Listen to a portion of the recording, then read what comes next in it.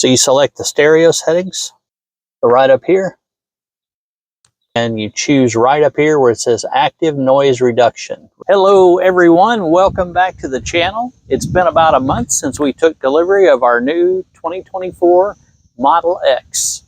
In that time, we've put about 2,500 miles, and I've discovered a few things that I really like, some things I don't, and a few things that are just, well, a bit unusual. Let's start with the things that I really like, but before I do that, I'd like to take this opportunity to wish all of the fathers out there a happy Father's Day. Before I get started, I'd like to tell you that Jenny and I started off this Father's Day by visiting our favorite donut store, Tony's Donuts. It's a local family-owned store. The donuts are delicious, always fresh, and this place is always busy. If you get an opportunity and you live in the area, check it out. All right, so let's start off with the things that I like best about this car. And the number one thing that I like about my new 2024 Model X is the range.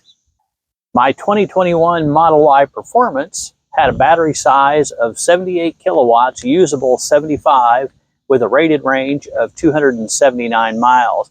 The problem is, I never seem to get anywhere near that range at highway speeds, and I was always just a little bit disappointed in it. The Model X, however, has a 100 kilowatt battery, usable 95 kilowatts, and it's rated at 335 miles. We took a recent trip in our Model X. We charged it up to 93%. We went 262 miles. We ended up with 44 miles of range left for a total range that we could have gotten at 93% of 306 miles. Now my trip meter shows we used 70 kilowatts of power at an average of 269 watt hours per mile. In order to get the EPA rated range on this car with a 95 kilowatt usable battery, you have to average 283 watt hours per mile or less. So I'd say at 269 for this trip, which was mostly highway, I'm extremely satisfied with the range. The other thing I love about this car is just how quiet the interior is when you're driving down the road. I was never dissatisfied with my Model Y, but this car is like next level quiet. Now, I don't know how much this impacts that, but did you know this car has noise canceling technology built in? So you select the stereo settings, go right up here, and you choose right up here where it says active noise reduction. Reduce road noise by creating quiet zones near the headrest. Close all doors to enable. That turns it off. This turns it on. Now when you first enter the car, you can hear a slight whooshing noise right up in here around the headrest. And I'm assuming it's that white noise that masks the sound of the road. But whatever it is, all I can say is it works. My next favorite feature of this car is the ride quality. This car, unlike my Model Y, has air suspension, and it makes all the difference in the world.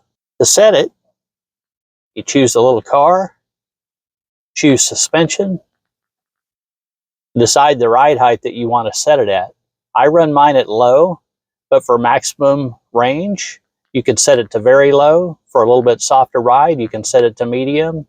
And for high or very high, you'd want to use that if you're going off-road somewhat. This car also has active suspension dampening. That means you can take the twisties with confidence and the suspension soaks up the bumps in the road like they don't even exist. One of the other things I love about this car is there's just so much space in it. We've got storage space front and back.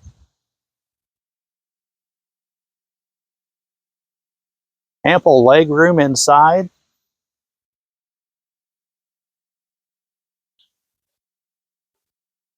Deep hidden compartments. Now that I've told you some of the things that I like, let's talk about a few of the things that I don't like. So we're going to take a quick break from the video for a quick brunch with my daughters at Gulf Shores for Father's Day. Don't go away, we'll be right back.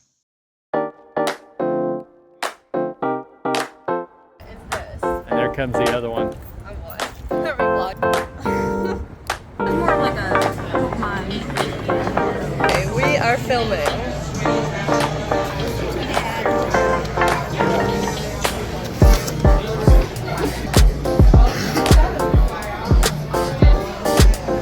Happy Father's Day. I thought it was cute. From us.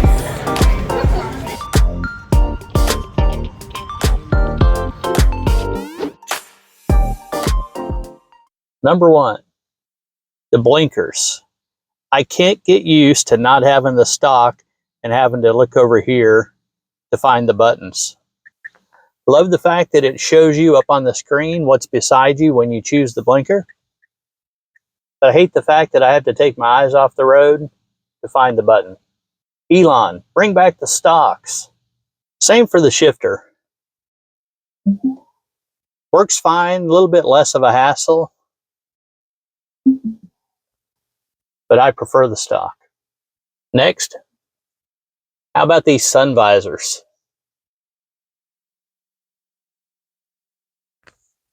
The window on the X reminds me of an old guy with a receding hairline. The sun is always above or below the sun visor. You can leave these in the up position, which sometimes I find helpful if the sun is right here. As you can see right now, it's not.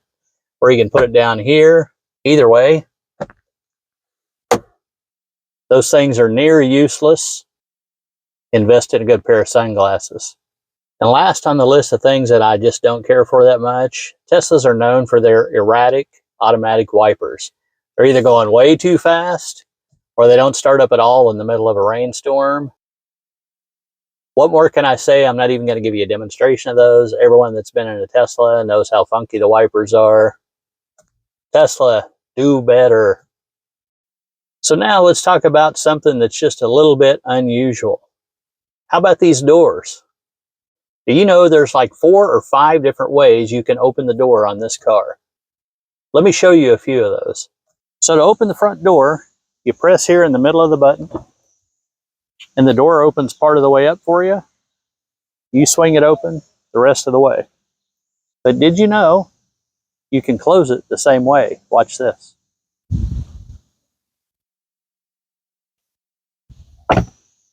Nifty, huh? But wait, there's more. So from the inside, I have a lot of the same options. This button on the inside of the door, if I'm on the outside and I want to close the door, I can press that button. The door closes for me. If I'm the driver, when I enter the vehicle, I simply enter, sit down, tap my foot on the brake, and voila, the door closes. I can go to the screen on the car. I can close any door on the car by using close all. I lost count on how many options we had for opening and closing the doors in this car, but I find that feature just a little bit unusual. So overall, we are loving the car. We love the range that we get on the highway with it. I love all the extra features that come with it. I like the look. I wasn't sure about the stealth gray when we went to purchase it, but Jenny was in favor of getting something a different color than the Model Y we just sold. And I have to admit, the stealth gray with the wide interior is really starting to grow on me. So I know there's a lot more that we have yet to discover on the car. Extremely interested for those that maybe have owned a Model X longer than I have. What other little secrets or tidbits have you discovered, gems with this car? Drop me a note in the, drop me a comment in the notes below, and just tell me about some other little secret hidden features that you've discovered in the car. Things that are some of your favorites, and also things that you aren't quite as excited about. You've had both a Model X and a Model Y. Which is your favorite and why? Appreciate you guys watching. Hope you enjoyed the video. And please give it a thumbs up. And we'll see you on the next one.